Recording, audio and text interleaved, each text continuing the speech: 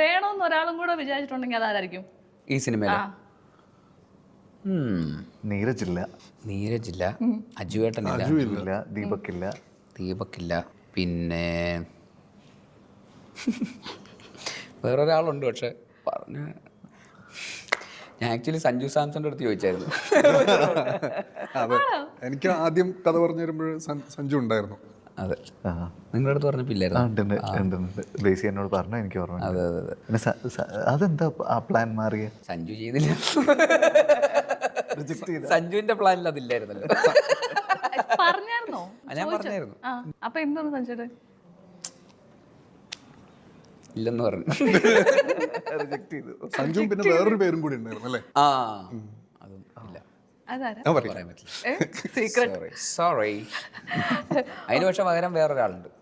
അതാരാന്ന് ചോദിക്കും, അതാരാ? പറയില്ല. അതിപ്പോ പറയാൻ പറ്റില്ല. അതിപ്പോ പറയാൻ പറ്റില്ല. അതൊരു പ്രധാനപ്പെട്ട